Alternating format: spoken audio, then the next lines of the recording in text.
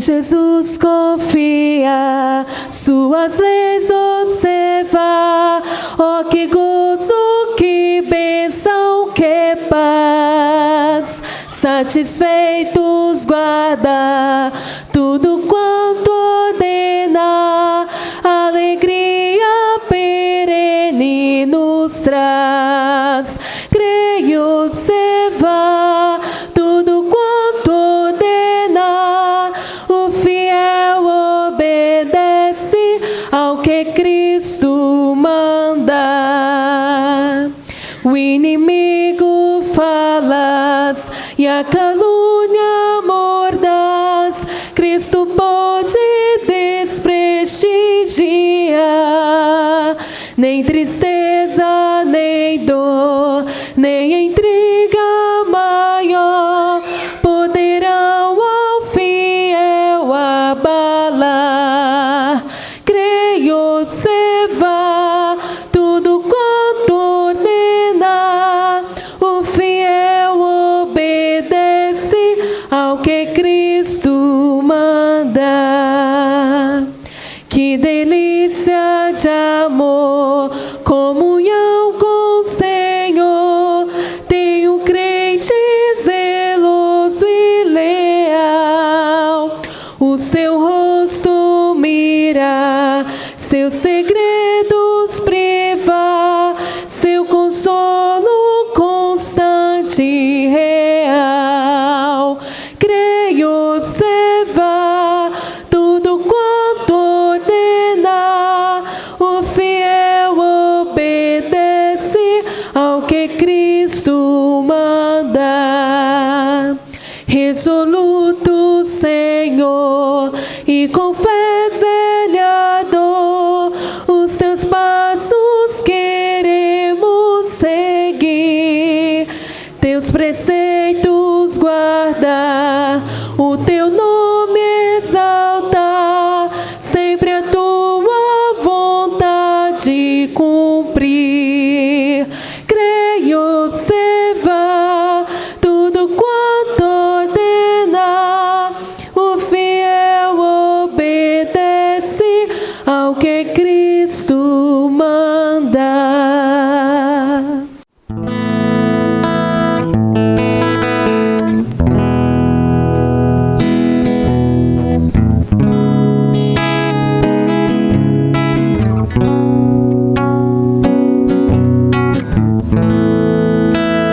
Todos necessitam de um amor perfeito, perdão e compaixão. Todos necessitam de graça e esperança, de um Deus que salva.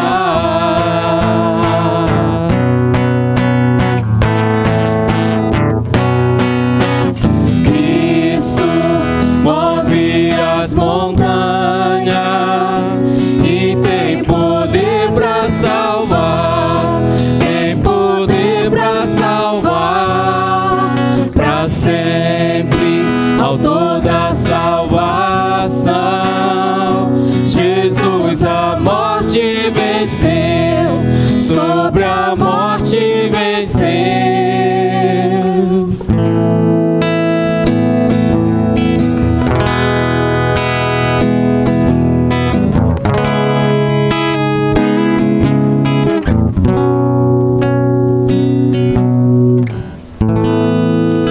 Me aceitas com meus medos, falhas e temores. Enche meu viver.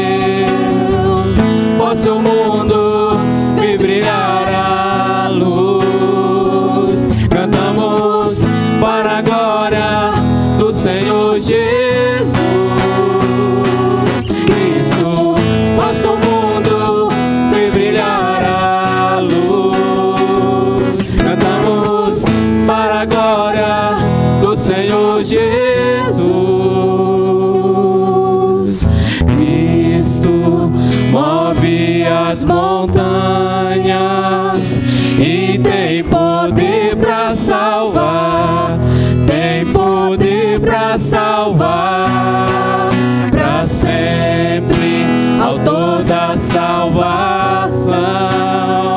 Jesus a morte venceu, sobre a morte venceu.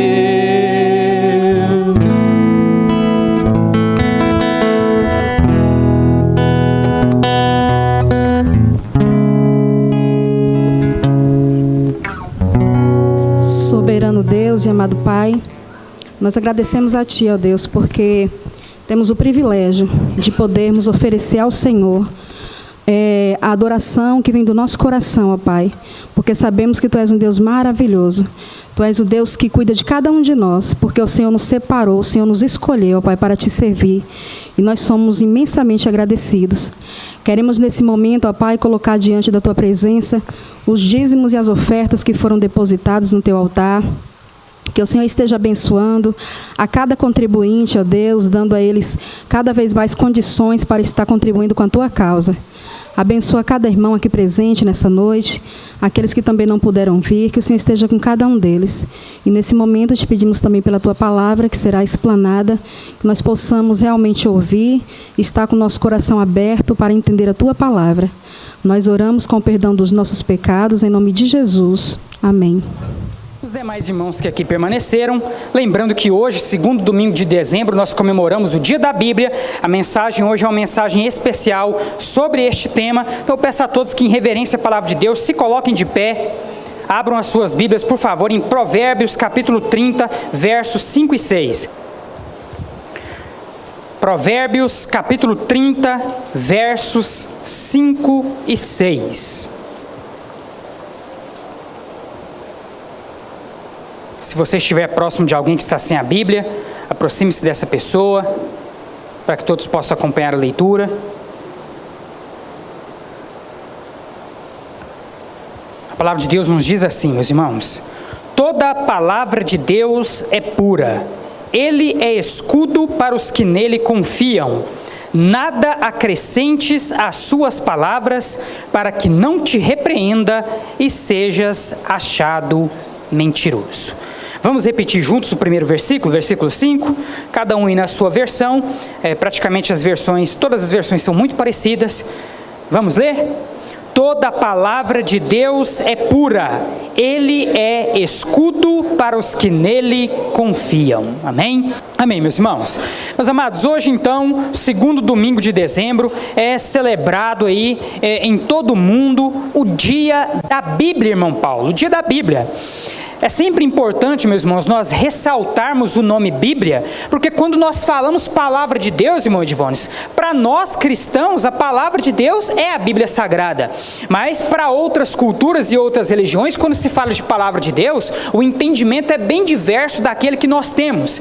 Então, quando nós falamos de palavra de Deus, meus amados, em se tratando de cristianismo, a palavra de Deus para nós é a Bíblia Sagrada. Mas enfim, meus irmãos, quando foi que surgiu esse dia, quando é que surgiu essa data? Todos os anos, meus irmãos, quando chega esse momento, eu gosto de fazer esse apanhado histórico aqui, para sempre deixar os irmãos aí bem conhecedores quanto a essa história, e aqueles que ainda não tiveram a oportunidade de entender o porquê dessa data, terão então a oportunidade nesse momento.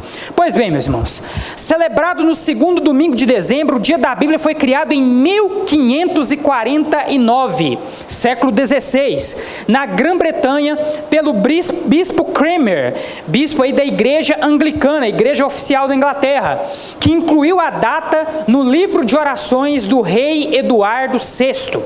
Nesse dia, os cristãos são instados a interceder em favor da leitura da Bíblia. No Brasil, a data começou a ser celebrada em 1850, quando chegaram da Europa e Estados Unidos os primeiros missionários evangélicos.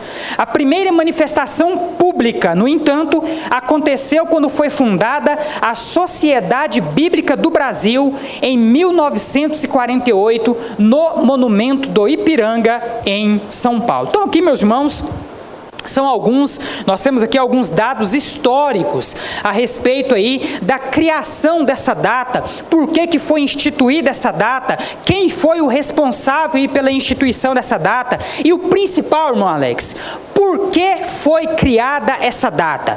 A razão pela qual, meus irmãos, nós comemoramos o dia da Bíblia, e esse dia foi instituído, é a de levar os cristãos a interceder em favor da leitura bíblica. Ora, meus irmãos, se nós afirmamos que a Bíblia é a palavra de Deus, nada melhor, irmã Ednete, para nós nos aproximarmos do nosso Deus do que tendo contato com a sua palavra. E como é, meus amados irmãos, que nós podemos ter contato com Deus, reforçarmos essa intimidade com Deus? Como é que nós podemos ter contato com essa palavra? Não tem outro jeito. Nós precisamos lê-la. E nesse sentido, meus irmãos, há aquele texto famoso, irmão Edivones, que o pastor já está cansado de citar aqui na igreja, que os irmãos já devem até ter decorado. Salmo de número 1, versos 1 e 2. Bem-aventurado o homem que não anda segundo o conselho dos ímpios, não se detém no caminho dos pecadores, nem se assenta na roda dos escarnecedores. Antes, o seu prazer está na lei do Senhor, e nesta lei medita de dia e de noite. Fora esse texto, irmão Alex, nós temos vários outros textos na Bíblia Sagrada que nos mostram, irmão Edivones, a importância de nós meditarmos nela todos os dias. Nós temos o Salmo 119, por exemplo. Todo o Salmo 119 praticamente é dedicado a ressaltar a importância da lei de Deus. Lá no Salmo 119 nós vamos encontrar aquele texto famoso que nos diz: lâmpada para os meus pés é a tua palavra e luz para os meus caminhos. Então, meus irmãos, são muitos os textos bíblicos que ressaltam para nós a importância de nós, enquanto filhos de Deus, nos dedicarmos à leitura desta palavra todos os dias. E para reforçar isso ainda mais, foi criado o dia da Bíblia. Então, no dia de hoje, meus amados irmãos, cada um de nós deve interceder em favor dos crentes, para que esses cristãos reconheçam a importância da Bíblia enquanto palavra de Deus e a leiam, meditem nela de dia e de noite. Amém, meus amados? Passa o próximo slide aí, meu irmão. O termo Bíblia origina-se do vocábulo grego biblia, cujo significado é rolos ou livros. Então vejam bem, meus irmãos, nessa última quarta-feira, estudando aqui o livro de Apocalipse, eu citei para os irmãos aí uma questão da linguística que é levada em consideração na tradução, que é a chamada transliteração. Há duas formas, meus irmãos, de nós compreendermos termos de uma língua em outra língua. Esses termos, eles podem ser traduzidos. O que é traduzir? É eu pegar a palavra de uma língua e passar o seu significado para outra língua correspondente. Além da tradução, meus irmãos, nós temos a chamada transliteração. O que é a transliteração? Eu translitero um termo, meus irmãos, quando eu pego os caracteres de uma palavra em uma língua e substituo pelos caracteres de outra língua correspondente. Então, há termos famosos que nós estamos acostumados a utilizar enquanto cristãos, que ao invés de serem traduzidos, foram, na verdade, transliterados. Por exemplo, Apocalipse. A palavra Apocalipse é uma palavra grega. A tradução da palavra grega Apocalipse é revelação. Só que nas nossas Bíblias em português, ao invés da palavra Apocalipse ser traduzida, ela foi simplesmente transliterada. Por isso é que nós conhecemos então esse livro com o título Apocalipse. Outra palavrinha, meus irmãos, que também foi transliterada e que nós estamos acostumados a ouvir, a palavra batismo. A palavra batismo que nós temos em português, ela na verdade ela foi transliterada do termo grego baptizo, cuja tradução é imersão, mergulho. Outro exemplo, meus irmãos, que nós temos de transliteração é o nome Bíblia, certo? A palavrinha Bíblia, nós conhecemos a palavra de Deus em português como Bíblia, mas essa palavrinha Bíblia, ela, na verdade, é uma palavra grega. E qual que é a tradução exata, literal dessa palavra? Rolos ou livros.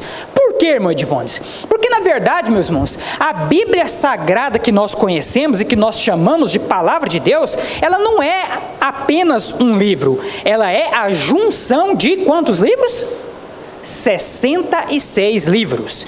Esses 66 livros, meus irmãos, são divididos em duas porções, em duas alianças, em 2 testamentos. O Antigo Testamento, também chamado aí de Antiga Aliança, e o Novo Testamento, também chamado aí de Nova Aliança. Antigo Testamento com quantos livros?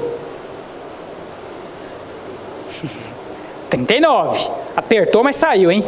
Novo Testamento com quantos livros? 27. Apertou, mas saiu de novo, hein, Jonas? 39 no Antigo, 27 no Novo, totalizam 66 livros. Então, por isso aí, irmã Maria de Jesus, o nome Bíblia, que traduzido é rolos, livros, porque na verdade a Bíblia, como nós a conhecemos, é a junção de 66 livros, certo? Trata-se, por sua vez, de uma coletânea de 66 livros, escritos por 40 autores diferentes, em épocas diferentes, num período aproximado de 1500 anos. Apesar dos diferentes autores e dos períodos distintos de redação de cada livro, a Bíblia Sagrada apresenta uma correlação extraordinária entre seus textos, estes que, em síntese, apresentam Deus como Criador e sustentador de todo o universo. Olha só, irmão Edivones, que coisa maravilhosa. E eu gosto, meus irmãos, de ressaltar isso, porque essa, irmão Genivaldo, é uma das provas pelas quais nós podemos e devemos considerar a Bíblia como a palavra de Deus. Veja só que coisa interessante. A Bíblia, Jonatas, ela foi escrita por cerca de 40 autores diferentes, certo? Então, quando nós pegamos os 66 livros que compõem a Bíblia, irmão Paulo, eles foram escritos por cerca de 40 autores diferentes. Agora, vejam bem, esses 40 autores, irmão Edivones, eles não se reuniram numa data específica, num local específico, para escrever a Bíblia toda de uma vez. Olha só que coisa interessante, André. Esses 40 autores foram usados por Deus para escrever esses livros num período que, somado, ele fecha aí em torno de 1500 anos, porém foram épocas diferentes, anos diferentes, décadas diferentes, períodos completamente diferentes. Agora, olha só, irmão Gesmar, que coisa maravilhosa. 40 autores diferentes, em épocas diferentes, escreveram 66 livros que têm uma unidade temática que não existe em nenhum outro livro religioso da antiguidade. Se isso, meus irmãos, não for a ação milagrosa de Deus, eu não sei mais como chamar esse tipo de situação. Vou reforçar com os irmãos novamente. 40 autores diferentes, num período aproximado de 1500 anos, em anos diferentes, em épocas diferentes, escreveram sobre o mesmo Deus, sobre os mesmos valores, sobre os mesmos princípios, como se eles tivessem se reunido em pensamento para escrever sobre a mesma coisa. Isso, meus irmãos, é um milagre extraordinário, que só pôde ser realizado em se tratando de Bíblia Sagrada, Catrine, porque a Bíblia é, de fato, a palavra de Deus. Amém? E essa palavra, meus irmãos, ela demonstra em várias outras características o seu poder fenomenal e o fato de fato, ela ser aí a palavra de Deus. A Bíblia, meus irmãos, mesmo nos dias atuais, com tantas literaturas atraentes, ela continua, irmão Edivone, sendo o livro mais vendido, e não só o mais vendido, mas também o mais lido em todo o mundo. E eu poderia, meus amados, citar aqui para vocês várias e várias outras características que apontam, meus irmãos, para a condição inequívoca de que a Bíblia Sagrada é verdadeiramente a palavra de Deus. Só aqui para trazer como curiosidade para os irmãos, para fortalecer o conhecimento de vocês, a Bíblia, meus irmãos, como nós a conhecemos hoje, obviamente que nos originais ela não foi escrita assim. O texto da Bíblia do Antigo Testamento foi escrito em hebraico e num dialeto falado pelos judeus chamado de aramaico. A maior porção, porém, foi escrita em hebraico. O Novo Testamento, meus irmãos, como nós o conhecemos, na verdade foi escrito em grego koiné, certo? Um grego aí que vigorava na época do Império Romano e na época do advento do nosso Senhor e Salvador Jesus Cristo. Ambos os textos, meus irmãos, ambos os livros do Antigo Testamento e do Novo, quando foram escritos, não foram escritos divididos em capítulos e versículos como nós temos hoje. Essa divisão em capítulos, meus irmãos, foi feita pela primeira vez no século 13, por um clérigo inglês, certo? Ele então que foi aí o idealizador da divisão da Bíblia em capítulos. E qual foi, irmão Alex, a finalidade, o intuito dele ao fazer isso? Facilitar o estudo e a leitura das Escrituras, certo? Só que mesmo com a divisão em capítulos, meus irmãos, ainda estava difícil, por exemplo, recorrer à Bíblia e localizar certas referências apenas com a divisão capitular. Por conta disso, meus irmãos, 3 séculos depois, no século XVI, um estudioso teólogo francês fez então a divisão dos capítulos que já existia também em versículos, certo, meus irmãos? Os nomes dos dois, meus irmãos, é um pouquinho difícil, tá? Tanto que eu não vou nem me atrever a citar aqui para não magoar os familiares deles que podem existir até os dias de hoje. Até porque o irmão Alto está gravando a mensagem, vai que chega lá para eles, certo? Mas, irmãos, pesquisando isso aí nos livros de história, na própria internet, os irmãos vão encontrar os nomes deles certinhos, certo? A divisão em capítulos no século 13, a divisão em versículos no século 16, todas essas divisões foram feitas para quê? Para facilitar o estudo da Bíblia. Imagine vocês, antes dessa divisão, como é que não era para os teólogos, para os estudantes de teologia? Eles chegavam lá para estudar teologia, né? Aí tá lá o professor, ele começava a falar sobre um texto, e aí eles pensavam, meu Deus do céu, onde é que está isso agora? E aí dá-lhe vasculhar a Bíblia, meu amigo. E aí para ler e encontrar, ia tempo. Então toda essa divisão, que por alguns é até criticada, e eu até entendo as críticas, por quê? Porque alguns consideram que a Bíblia ela acabou sendo muito fragmentada com essa divisão. Mas enfim, meus irmãos, deixar dessas críticas à parte, nós temos que reconhecer que a divisão foi essencial para a compreensão e para a facilidade que nós temos hoje de ler a Bíblia e de destacar textos importantíssimos para a nossa fé no dia a dia. Amém? Isso, a título de curiosidade, eu estou trazendo aos irmãos. Continuando aqui o slide, volta lá. De acordo com o artigo 1º da Declaração Doutrinária da Convenção Batista Brasileira, em tópico que trata das Escrituras Sagradas, Declaração Doutrinária da Convenção Batista Brasileira, os irmãos podem encontrar no site www.batistas.com.br, certo? Nessa declaração doutrinária, nós encontramos todos os princípios de fé nos quais os batistas brasileiros acreditam.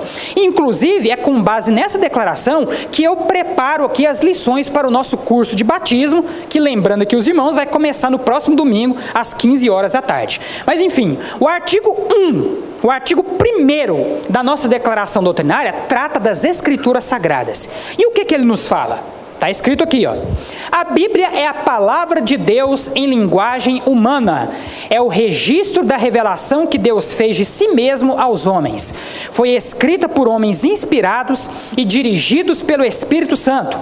Tem por finalidade revelar os propósitos de Deus, levar os pecadores à salvação, edificar os crentes e promover a glória de Deus. Deve ser interpretada sempre à luz da pessoa e dos ensinos de de Jesus Cristo. Então, meus irmãos, basicamente falando, o que os batistas creem a respeito das Escrituras é o que está descrito aqui no artigo 1º da nossa declaração doutrinária. A Bíblia é a palavra de Deus em linguagem humana. Ah, pastor, mas foi escrita por homens. Foi, né? Se Deus não puder usar o ser humano para escrever, para que então que nós servimos? Deus ia usar o quê? Leão, búfalo, hipopótamo, galinha? Não, ele usou o ser humano mesmo. Eu não entendo, às vezes, as pessoas criticarem, falar, mas a Bíblia foi escrita por homens. E qual que é o problema? Deus usou homens como instrumentos para registrar a sua palavra, assim como ele usa homens e tantos outros seres para fazer com que a vontade dele prevaleça. Qual é a dificuldade disso, meus irmãos?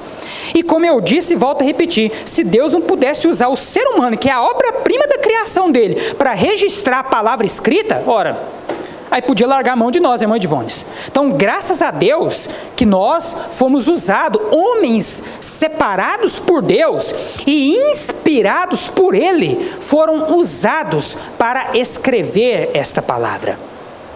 Quando a Bíblia, meus irmãos, fala de inspiração, isso significa que Deus praticamente soprou a sua palavra no intelecto de cada um desses 40 autores. Então, eles escreveram dentro das suas limitações? Sim, mas estavam sendo guiados e orientados por quem? Pelo próprio Deus. E como eu disse, meus irmãos, provas de que a Bíblia é a palavra de Deus, nós temos várias. Algumas delas nós já inclusive citamos nessa noite. Amém? É o registro da revelação que Deus fez de si mesmo aos homens, foi escrita por homens inspirados. A finalidade, meus irmãos, essa perguntinha aqui é pergunta até de concílio, viu, irmã Edvones? O último concílio que nós tivemos aí do nosso irmão Ednildo, eu fiquei encabulado. Ele gravou isso aqui na mente dele, eu até dei os parabéns. Eu falei, rapaz, aí você estudou mesmo, hein? Perguntamos para ele lá, mãe Ednildo, qual é a finalidade das Escrituras Sagradas? E ele respondeu exatamente o que estava aqui, ó. Revelar os propósitos de Deus, levar os pecadores à salvação, edificar os crentes e promover a glória de Deus. Essas são, meus irmãos, as finalidades da Bíblia Sagrada. E como ela deve ser interpretada? Sempre à luz dos ensinos de Jesus Cristo. Porque Jesus, meus amados irmãos, é o objetivo final de toda a Bíblia. Antigo Testamento foi escrito para a chegada de quem? De Jesus Cristo. O Novo Testamento foi escrito contendo o quê? Os ensinos de Jesus Cristo. Então a Bíblia toda, meus irmãos, aponta para o Messias prometido, para o Salvador das nossas almas, o nosso Senhor e Salvador Jesus Cristo. Pode passar, Jonatas. No livro dos Provérbios, capítulo 3, versos 5 e 6, lemos que, o texto que nós lemos inicialmente, toda a palavra de Deus é pura, ele é escudo para os que nele confiam, nada acrescentes às suas palavras, para que não te repreenda e sejas achado mentiroso. Quando nós falamos de palavra de Deus, meus irmãos, nós estamos falando, amados, da Bíblia como nós a temos hoje, de Gênesis a Apocalipse, o cânon do Antigo Testamento devidamente fechado por estudiosos de competência inimaginável, certo? E a mesma coisa no que diz respeito ao Novo Testamento, estudiosos de competência reconhecida pela igreja, vasculharam todas as literaturas que à época existiram e chegaram nesta coletânea de 66 livros que nós temos em nossas mãos. Aliás, um outro dado histórico, uma outra curiosidade que eu tenho para deixar aqui para os irmãos. A primeira Bíblia, nós falamos aqui de divisão em capítulos e versículos, né? A primeira Bíblia lançada de forma completa, já com a divisão em capítulos e versículos, os irmãos sabem qual foi? A chamada Bíblia de Genebra, certo? A chamada Bíblia de Genebra. Em homenagem a essa primeira Bíblia, lançada aí lá na Suíça, no século XVI, que foi a primeira a ser lançada com a divisão entre capítulos e versículos, a Sociedade Bíblica Brasileira lançou a Bíblia de Estudo de Genebra, que é considerada, inclusive essa que eu estou aqui, é considerada uma das, se não a melhor Bíblia de estudo publicada em língua portuguesa, certo, meus irmãos? Nós encontramos aqui, de fato, vários estudos, há referências históricas. A primeira Bíblia de Genebra, lá do século XVI, nós encontramos nessa versão que foi publicada em português. Pois bem, meus irmãos, o texto de Provérbios nos fala categoricamente que nada pode ser acrescentado à palavra de Deus. Nós vamos encontrar, meus irmãos, referência semelhante lá no Apocalipse. Em Apocalipse, nos capítulos finais, o nosso amado apóstolo João vai nos dizer que todo aquele que acrescentar qualquer palavra ao livro dessa profecia, a ele serão acrescentadas as pragas descritas neste livro. E aquele que retirar do livro dessa profecia qualquer parte, dele será retirada a parte que lhe compete na árvore da vida. Então, meus irmãos, a exigência da própria palavra quanto ao respeito que nós precisamos ter pela palavra de Deus, que já é conhecida, é muito grande. Hoje em dia, irmão Paulo, há muitos prognosticadores, há muitos adivinhadores, há muitas pessoas aí fora querendo colocar na boca de Deus as suas próprias palavras. E isso nós não podemos tolerar. A palavra de Deus, meus irmãos, para nós é a Bíblia, de Gênesis a Apocalipse. O que estiver de acordo com ela, deve por nós ser praticado. O que não estiver de acordo com ela, deve por nós ser rejeitado. Amém, meus irmãos? Toda a palavra de Deus é pura, e a palavra de Deus, dentro dos seus devidos cânones, é a que nós conhecemos. Logicamente, meus irmãos, que não dá aqui para eu entrar com vocês em maiores detalhes a respeito do cânon do Antigo e do Novo Testamento, dos requisitos que foram considerados para se fechar esses cânons. Mas os irmãos podem pesquisar sobre isso e vão entender claramente que o texto que nós temos nas nossas mãos hoje, que é o livro mais vendido e lido em todo o mundo, é, com toda certeza, a palavra de Deus. Nada que passe disso pode ser aceitado. E nós também não podemos aceitar que qualquer parte desse livro seja retirada, porque é a palavra de Deus, como nós batistas o cremos. Amém? Na segunda carta a Timóteo, capítulo 3, versos 16 e 17, o apóstolo Paulo nos fala sobre a inspiração, valor e utilidade das Sagradas Escrituras. Então veja bem, meus irmãos, que a própria Bíblia reivindica sobre si a autoridade da parte de Deus. É isso que nós observamos Paulo dizer na sua segunda carta enviada ao seu discípulo Timóteo. Versículo 16. Toda a Escritura é inspirada por Deus e útil para o ensino, para a repreensão, para a correção, para a educação na justiça, a fim de que o homem de Deus seja perfeito e perfeitamente habilitado para toda boa obra. Cada livro, meus irmãos, que nós encontramos aqui foi inspirado por Deus. Cada livro dessa coletânea, irmã Diandra, é útil para quê? Para o ensino, para a repreensão, para a correção, para a educação na justiça. Além disso, meus irmãos, ao meditarmos na palavra de Deus, meu irmão Edivones, nós somos perfeitamente capacitados e habilitados por Deus para o exercício de toda boa obra. O servo de Deus, o obreiro de Deus, o pastor, o diácono, o evangelista, o crente de um modo geral, deve ser perfeitamente habilitado por Deus para a boa obra que ele exercita. E como é que nós podemos dar prova dessa capacidade? Pela nossa dedicação e conhecimento das Escrituras Sagradas. Amém, meus irmãos? Passa o próximo slide, Jonatas.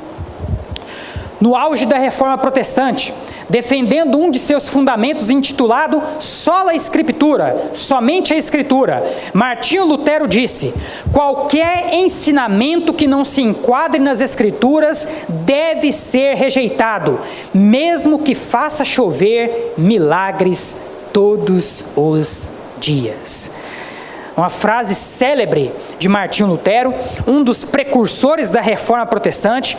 Agora, no mês de outubro passado, nós tivemos aqui um culto especial da Reforma, em que nós falamos sobre cada um desses princípios, inclusive do sola Escritura, somente a Escritura. Esse, meus irmãos, nós podemos dizer que foi um dos principais fundamentos da Reforma Protestante. A igreja, meus irmãos, católica, no ano de 1500, estava completamente perdida em trevas, completamente desviada dos ensinos da palavra de Deus. Homens corajosos, como Lutero e tantos outros, foram levantados por Deus para chamar a atenção da igreja e das pessoas da época e dizer: nós precisamos voltar os nossos olhos para a palavra. Nós não podemos mais, para satisfazer os nossos próprios interesses, passar por cima daquilo que a Bíblia ensina, porque era isso que estava acontecendo.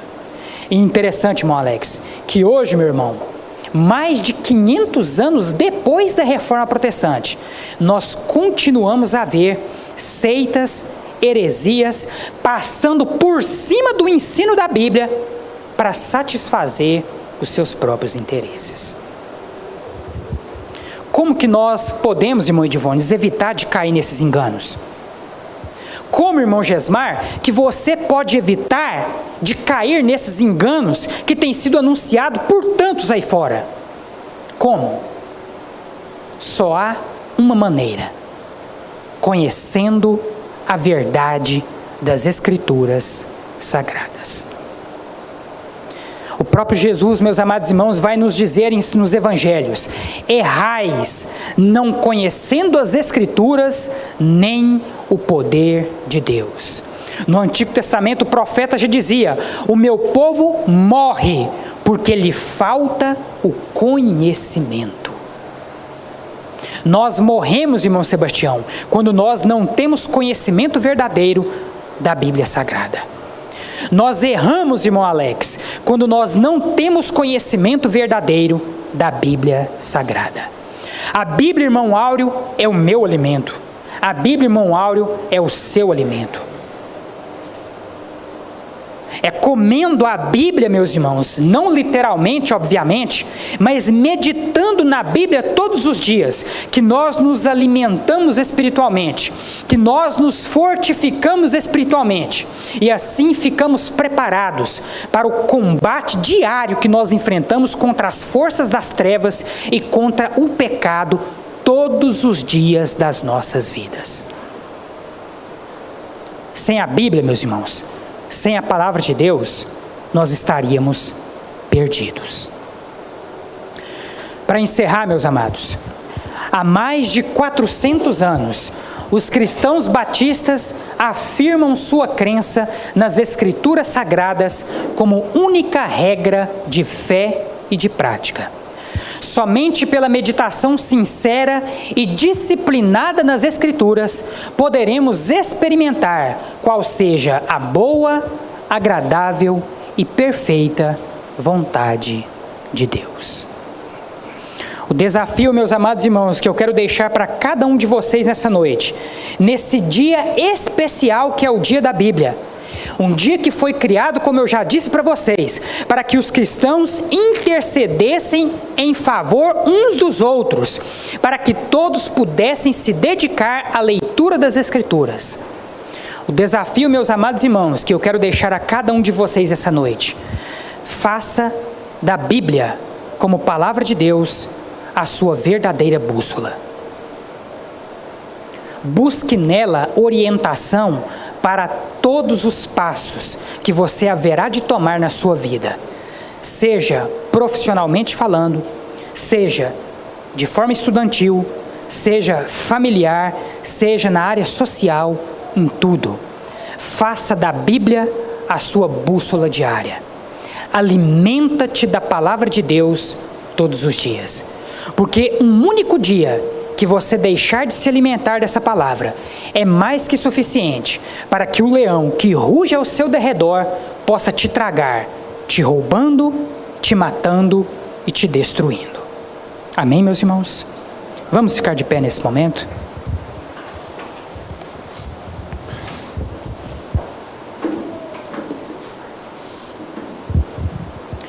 Hoje, meus amados, nós tivemos a oportunidade de aprender um pouco mais sobre esse dia especial que é o dia da Bíblia, sobre a Bíblia de um modo geral, que é tão importante, tão fundamental para a vida do crente. Peça a Deus, na oração de encerramento que nós faremos nesse instante, que Ele te ajude a colocar em prática tudo aquilo que você ouviu nessa noite. Que você possa verdadeiramente ser um leitor assíduo das Escrituras Sagradas. Porque disso depende o seu crescimento espiritual. Porque disso, irmão Gesmar, depende a maturidade da sua fé. Nós não podemos, meus amados irmãos, vivermos como meninos na fé para sempre. Nós precisamos avançar para águas mais profundas. Precisamos crescer na fé. E esse crescimento, meus amados irmãos, passa, indubitavelmente, pela leitura e compreensão da Bíblia Sagrada. Peça a Deus esse momento, que te ajude a ser um leitor assíduo das Escrituras Sagradas. Feche os seus olhos, curve a sua cabeça, vamos orar. Senhor nosso Deus, amado e eterno Pai, nós te agradecemos, ó Pai, de modo especial, pela oportunidade que tivemos neste dia, que é o dia da Bíblia, de explanarmos, meu Pai, de forma tão clara o porquê dessa data, as características especiais, ó Pai, que envolvem a Bíblia Sagrada, que a tornam verdadeiramente a Palavra de Deus. E principalmente, meu Pai, entendemos nessa noite a necessidade que nós, enquanto servos de Deus, temos de ler, de meditar, de conhecer as Escrituras Sagradas todos os dias de nossas vidas nessa terra. Ajuda-nos, ó Senhor Jesus, a sermos leitores assíduos da Tua Palavra. Que possamos de fato, ó Pai, colocar em prática aquilo que o Salmo de número 1 ensina a cada um de nós. Bem-aventurados são aqueles que não se assentam na roda de escarnecedores, que não se detêm no caminho de pecadores. Bem-aventurados, ó Pai, são aqueles que meditam na lei do Senhor de dia e de noite. Ajuda-nos, ó Pai, a fazer desta palavra a nossa bússola, a nossa orientação para todos os dias. Muito obrigado, meu Pai, por esse dia especial que é o dia da Bíblia. Nós nesse momento, meu Pai, intercedemos em favor de todos os cristãos do mundo, para que eles, assim como nós, na Segunda Igreja Batista em Rio Verde, possam também se dedicar à leitura da Tua Palavra e, mediante esta leitura, crescerem, amadurecerem na sua fé, aguardando o dia em que nós seremos resgatados por Cristo e com Ele viveremos para toda a eternidade. Completa, meu Pai, a mensagem que nessa noite nós ouvimos no coração de cada um de nós. Que o Teu Espírito Santo possa nos convencer da justiça, do pecado e do juízo. Que agora o Senhor possa nos levar de volta aos nossos lares, em paz e em segurança. Que o Senhor possa conceder a cada um de nós uma noite de paz e de descanso, e uma excelente semana em que a Tua boa, agradável e perfeita vontade continuará prevalecendo sobre a vida de cada um de nós. Que a graça do nosso Senhor e Salvador Jesus Cristo, o amor de Deus nosso Pai e a comunhão do Seu Espírito Santo estejam conosco, hoje e para todo o sempre. Amém.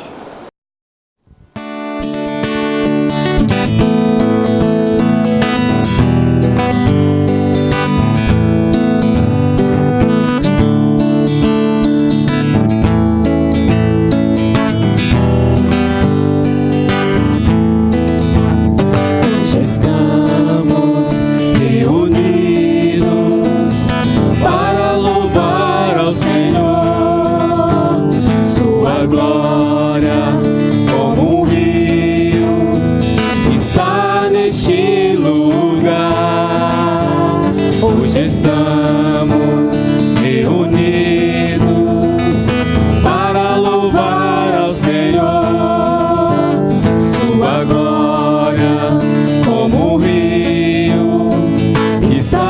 neste lugar. Comunhão e adoração é o que Deus reservou pra nós. Tua alegria está neste lugar. Tua paz entre nós hoje está. Todos juntos louvemos ao Senhor, nosso Deus Pai, autor da criação. Do seu trono, ouvindo Ele está, nosso louvor, nosso louvor.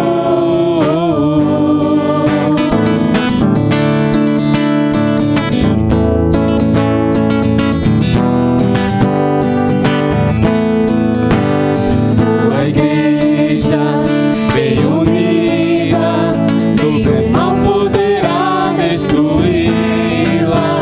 Ela é forte, poderosa, sobre a terra prevalecerá.